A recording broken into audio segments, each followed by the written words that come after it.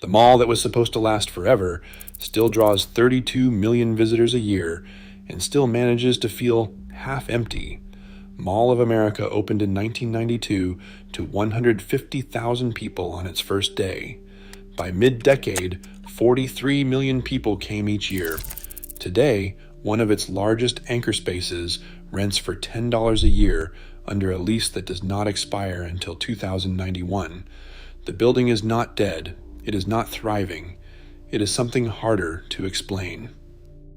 On the southern edge of Bloomingdale, Minnesota, the field where the Mall of America now stands once echoed with the cheers of baseball and football fans. In 1982, the Minnesota Twins and Vikings left Metropolitan Stadium behind for the new Metrodome, leaving the city with 78 acres of prime land tucked between 4 highways and just minutes from the airport. For years, the site sat vacant, a scar of torn bleachers and cracked concrete surrounded by suburban sprawl. The demolition of the stadium in 1985 cleared the slate, but the future of the land was anything but certain. Local officials debated its fate in city council meetings, weighing proposals that ranged from office parks to convention centers. Then came the Graceland family, developers from Edmonton, Alberta, whose 555 group had already built the sprawling West Edmonton Mall in Canada. In 1986, they signed an agreement with Bloomingdale to attempt something just as audacious, a retail and entertainment complex on a scale the United States had never seen.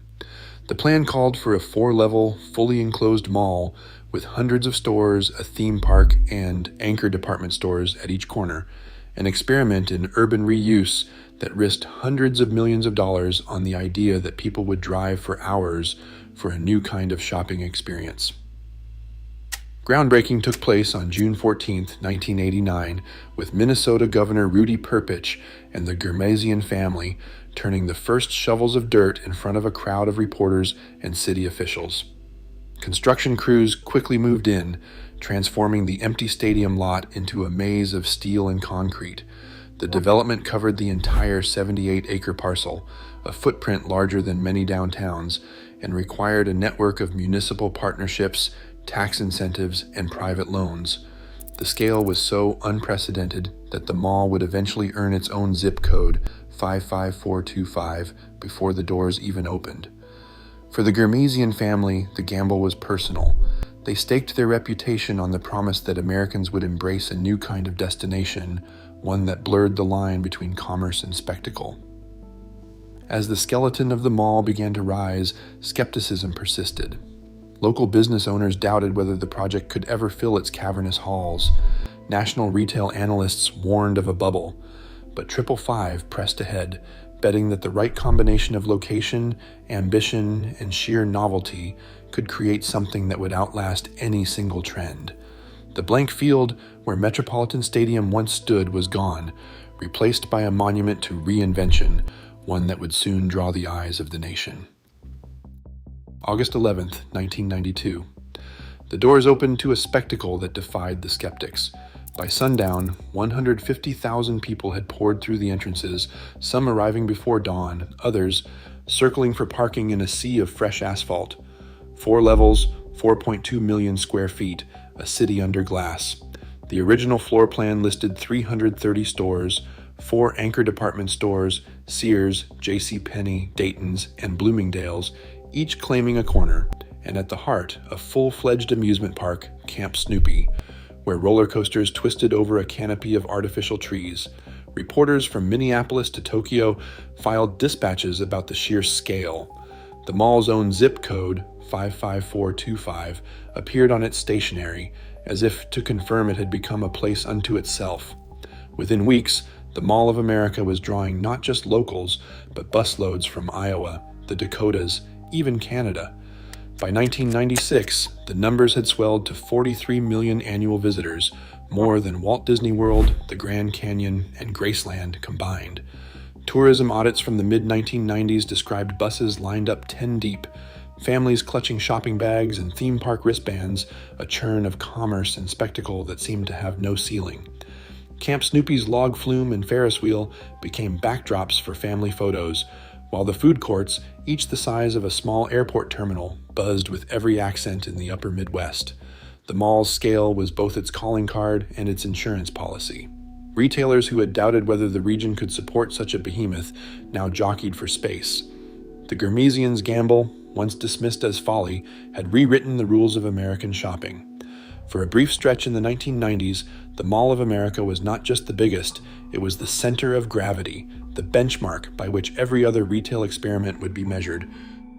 Bloomingdale's arrived at Mall of America in 2002, a latecomer among the original anchors, but a symbol of national ambition. The store took up more than 210,000 square feet, an expanse designed to signal permanence, with broad escalators and marble accents that nodded to Manhattan rather than Minneapolis.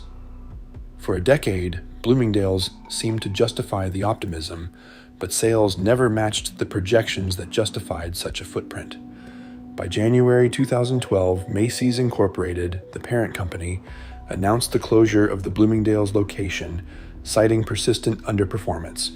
The decision left a yawning vacancy at the mall's northeast corner, a space larger than many full shopping centers in the region. The empty anchor did more than create a visual void.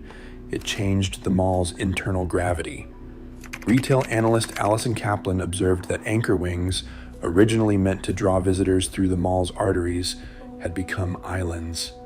Foot traffic thinned at the edges, and the sheer scale of the empty box made it difficult to repurpose. Forever 21 moved into part of the space, but the rest was carved up piecemeal. LL Bean took a section, event organizers leased another, yet the sense of absence lingered. The vacancy cast a long economic shadow, dragging down rents for nearby tenants and raising hard questions about the future of oversized anchors in an era when department stores were no longer reliable magnets. The Bloomingdale's episode was not just a local inconvenience, it was a preview of a national reckoning. Mall of America, built on the promise that anchors would always fill their corners, now faced the reality that a single store's exit could ripple through the entire ecosystem. The economic drag of a vacant box was measured not just in lost rent, but in the way it undermined the logic of the mall's original design. As one wing struggled to reinvent itself, the legal and financial mechanics of anchor leases, some written decades earlier, became matters of survival. In 1991, as the final beams of Mall of America's superstructure went into place, an agreement was signed that would outlast nearly every other contract in American retail. For $10 a year, less than the price of lunch, Sears secured a lease on a 226,000 square foot anchor, guaranteed through 2091. The rent was not a typo, it was the logic of the era. Developers needed department stores to draw crowds, and in the early 90s, Sears was still a national magnet. The lease, drafted with a century in mind, locked both sides into terms that would become unthinkable as retail fortunes shifted. When Sears Holdings collapsed in 2018, its assets, including the Mall of America lease, passed to Transform Holdco, a company controlled by former CEO Eddie Lampert. Transform argued that the $10 annual rent was binding no matter who held the keys, and that the original contract language protected successors as well as Sears itself. Mall of America owners, seeing a prime corner producing less rent than a single kiosk, challenged the arrangement in court, arguing that the lease was an unreasonable restraint and no longer made sense in a market where anchor stores had lost their gravitational pull. The binding nature of the contract became the center of the dispute. The legal fight wound its way through bankruptcy court, federal appeals, and in 2023 reached the U.S. Supreme Court. The justices, in a unanimous opinion, sided with Transform Holdco. They affirmed that the lease must be honored as written, citing the principle that contracts, even those that age poorly, are meant to be kept. When Mall of America returned in 2025 seeking a final review, the court declined to hear the case. The result was stark. Transform Holdco holds the space, the mall collects a $10 check each year, and the lease remains in force until 2091. Inside Mall of America, a single contract from the early 90s continues to shape what is and is not possible in one of the country's most valuable retail corners. This is a reminder that old contracts can still carry enormous power. March 17, 2020. For the first time since its opening, the Mall of America locked its doors. State health orders required a full shutdown, ending the daily churn of visitors and employees with a single, unsigned memo on every entrance. The closure would last 12 weeks. When the glass doors finally slid open again on June 10, 2020, only about 150 stores had managed to reopen out of more than 500. Hand sanitizer stations and taped floor arrows replaced the usual crowds. The echo of footsteps in empty corridors was no longer just a metaphor. The pandemic did not create the mall's vulnerabilities, but it forced a decade of retail attrition into a single season. National chains folded their tents. Best Buy, once a magnet for electronic shoppers, had already exited in 2018. American Girl, the flagship doll retailer with its own in-mall cafe, closed its doors in March 2019. Forever 21 filed for bankruptcy that September, and Marshalls soon followed. Lease terminations arrived in clusters, not waves, as brands recalculated the value of a physical footprint against a world that had suddenly gone remote. Some left quietly, others with liquidation banners and half-lit signs. The mall's management offered rent abatements and flexible lease terms, but for many tenants, the math no longer worked. The result was a patchwork of shuttered storefronts, dark glass, papered windows, and 4 lease placards where familiar logos once hung. The food courts, once the loudest corners of the building, took on the hush of a waiting room. Even the amusement park at the center, long the mall's beating heart, operated at a fraction of its old capacity, rides spaced out for distancing, lines replaced by silent, roped-off aisles. The visible vacancies became their own kind of attraction. Local news ran segments on the emptiness, and social media posts from visitors, photos of deserted wings and closed gates, spread faster than any official reassurance. The mall's identity as a place of constant motion was replaced, for a time, by the sight of stillness. In those months, the Mall of America's scale worked against it. Every empty shop was a reminder of how much could be lost, and how quickly a monument to endless possibility could feel provisional. A single week in December 2021 shattered the illusion that Mall of America was immune to the same anxieties haunting other American malls. 3 people died in a shooting on the 3rd floor, sending shoppers scrambling for exits and triggering a lockdown that played out across national news. 8 months later, in August 2022, a group bypassed security and gunfire erupted near the Nike store. NASCAR champion Kyle Busch was in the building with his family. Both incidents fueled a narrative of risk that spread faster online than any official reassurance. For a place built on the promise of safe, climate-controlled escape, the headlines cut deep. Mall management responded with a policy overhaul. Unaccompanied minors under 16 were banned after 3 p.m., enforced by biometric entry scans and on-site patrols. Artificial intelligence now monitors every corridor, scanning for weapons and tracking suspicious movement in real time. The Minnesota State Patrol established a joint command center inside the mall, and all staff and tenants participate in annual active shooter drills. The new rules were met with resignation from some, frustration from others, but the effect was immediate. Police reports show a drop in major incidents, and weekday foot traffic rose 7% in the first quarter of 2023. Yet the paradox persists. In 2024, Mall of America reported $5.2 billion in retail sales and 32 million annual visitors, a 4% increase over the previous year. Placer.ai analytics put the mall ahead of every regional rival, with daily visits averaging 87,700, outpacing Southdale Center and the Galleria by more than a quarter. The Blue Line light rail delivers a steady stream of shoppers from Minneapolis and the airport, a transit edge most malls can only envy.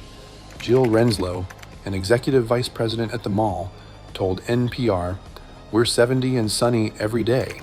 Mohit Mohal, author of Malls Are Evolving, put it more bluntly. MOA exemplifies the shift from pure consumption to a hybrid of shopping, leisure, and community gathering, setting a template for the surviving A-tier malls.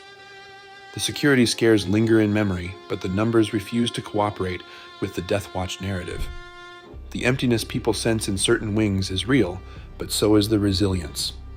The mall's owners, reading both the headlines and the data, are betting that the future lies not in more stores, but in more reasons to visit, a strategy about to be tested on a scale no other American mall has dared. Plans for an indoor water park at Mall of America have circulated for decades, but the deal finally crystallized in late 2025 with the unveiling of Mystery Cove, a capital project that dwarfs most new retail investments in the country. The design covers 12 acres adjacent to the mall, with a wave pool, a multi-level lazy river, and a retractable roof engineered for Minnesota's climate. The project's $432 million price tag is divided with surgical precision. $160 million in tax increment financing from the city of Bloomingdale, $120 million in private equity led by a Minnesota-based consortium, and $133 million in a CPACE loan that leverages the park's geothermal and solar infrastructure. The financing model is as much a statement of intent as it is a feat of accounting. Public dollars are tied to a pledge to create 1,500 full-time equivalent jobs, and the City Council's approval followed 12 months of negotiation and public hearings. Construction is scheduled to begin in the second quarter of 2026, with the main attractions aiming for a summer 2027, opening and supporting retail and dining to follow by early 2029. The project is not just about new slides and pools, it is a deliberate pivot, a bet that the future of the mall lies in experiences that anchor tenants can no longer provide. The water park is projected to push the entertainment share of the mall's revenue above 45%, reducing exposure to the volatility of traditional retail. For ownership, this is a test of whether a mall can evolve by spending hundreds of millions on spectacle rather than shrinking to fit a post-retail world. For Bloomingdale, it is a wager on jobs, tourism, and a regional draw that can outlast another generation of retail churn. The shovels are ready, the capital is locked, and for now, the only certainty is that the next act at Mall of America will require more than just shopping bags. In 1956, a new kind of American space opened on the outskirts of Minneapolis, Southdale Center, the first fully enclosed shopping mall in the United States. Victor Gruen's vision was climate-controlled, suburban, and communal, a place where commerce doubled as public square. Over the next half-century, that idea multiplied across the country.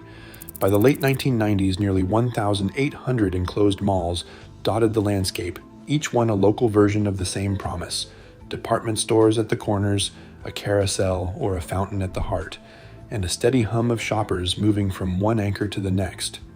For a time, the mall was America's main street, but the numbers have been moving in only one direction: decline.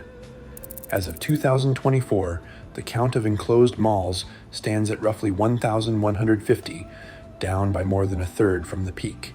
The International Council of Shopping Centers and retail analysts now forecast that by 2032, only about 150 A-tier malls, the flagships with high traffic, diversified entertainment, and strong retail, will still be operating in anything like their original form. The rest are fading into repurposed shells or demolition sites, their anchor boxes too large to fill, and their corridors emptied by e-commerce and shifting habits. Mall of America sits inside this national contraction, not just as an outlier, but as a kind of laboratory. Its sheer size and mix of attractions have insulated it from the sharpest edges of decline, but the same forces that emptied malls in Akron and Atlanta press in on Bloomingdale. Analysts point to Mall of America's performance: 32 million visitors in 2024, $5.2 billion in sales, a 60-40 retail to entertainment split, as evidence that the old model can be re-engineered, but not everywhere and not easily. The question that hovers over the industry is whether Mall of America's hybrid approach can be copied, or if it is simply too big, too well located, and too singular to serve as a blueprint. For now, the mall stands as both a bellwether and an exception, a place where the contradictions of American retail play out on a scale large enough for the nation to notice. America's largest mall stands at a crossroads, one wing haunted by shuttered anchors, another pulsing with new bets on spectacle. As e-commerce claims more ground, with $1.1 trillion in U.S. retail sales last year, the paradox intensifies. Loneliness and vitality coexist under the same vast roof. Which force prevails is not yet settled. In the meantime, the building endures, both relic and experiment, proof that decline and resilience can share the same address.